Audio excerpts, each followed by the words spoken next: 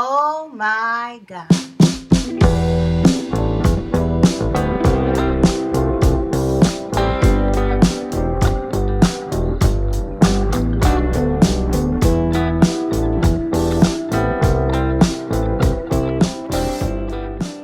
Hello and welcome back to my channel, Roots Gifted Hands. I'm super excited that you're here.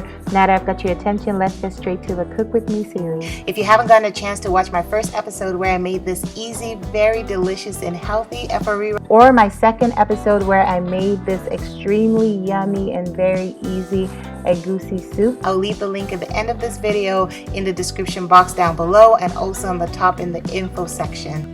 If you're yet to join the family, what are you even waiting for? It's so easy. All you have to do is hit the subscribe button and very importantly that bell next to it, which notifies you whenever I upload. And that's it. You're part of the family and it's completely free.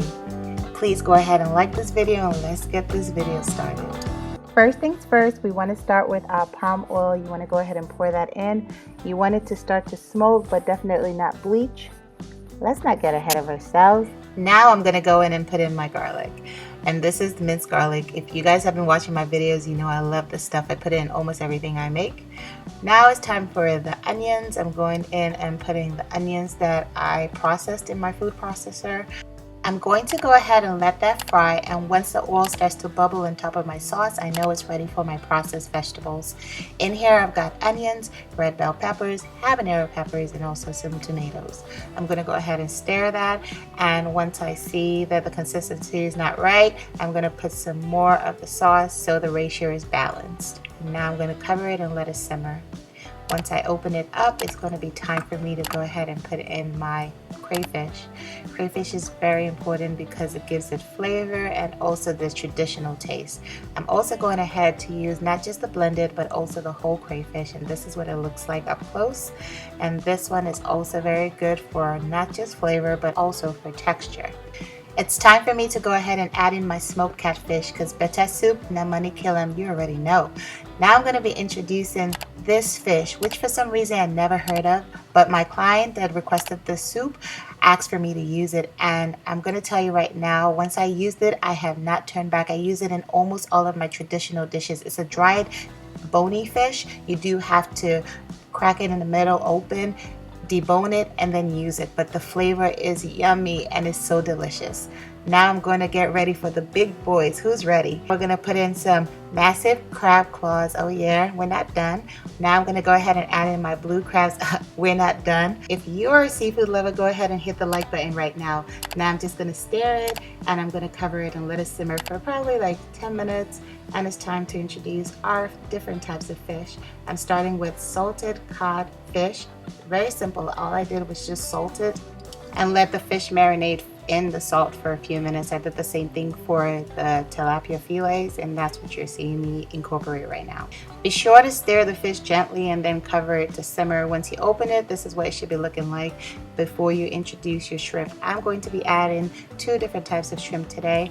This is the colossal shrimp, and now I'm going to be also adding in my extra large shrimps. I'm going to stir it gently, and oh my God, this is looking so good. Who's ready? So you want to be sure to use raw shrimp when making this dish. I'm actually an advocate of using raw shrimp, period, in any dish that you make because cooked shrimp just ends up being rubbery when you further cook it, you know? So right now we're going to go ahead and use boil-on cubes. You can use Knorr cubes, Maggi cubes, whatever seasoning you like. You guys already know the drill.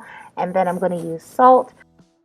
I'm going ahead to add in the salt because I already tasted it and I knew that it needed just a little bit of salt for it to be quite okay. I covered it, let it simmer, and when you let it simmer for maybe another 10 minutes, this is what you should be looking like. Everything should be boiling and everything should have been incorporated. It should be smelling like heaven in your kitchen right now. And at this point, it's time for the star of the show. I'm going to go ahead and add in some okra, let it simmer a bit, and here you see me adding in even more okra because I want it to be more of a chunky consistency and I want it to just be delicious. So this is what my okra is looking like. If you want it smoother, you can blend it more. If you want it more chunky, you can slice it. And oh my God, look how yummy that looks. It's slow-mo time. Onjeti ready. Food done ready. Oh. Bon appetit. Finito. Please don't forget to leave a comment down below letting me know what you plan to eat with this. And also, don't forget to tag me on Instagram when you make your meals. Stick around and watch the recipe for next week. Come on.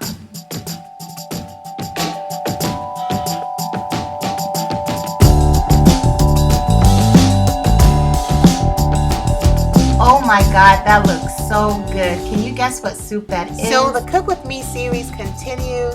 If you have missed an episode, trust me, you want to catch up and you don't want to miss future ones. All you have to do is follow me on Instagram, Roots Gifted Hands.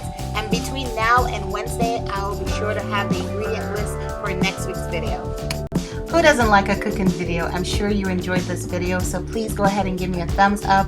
Be sure to share it with your friends and your family, and most importantly, subscribe so you can get more of these videos. I love you as always. Stay safe. Mwah. Catch up on videos. We kept up.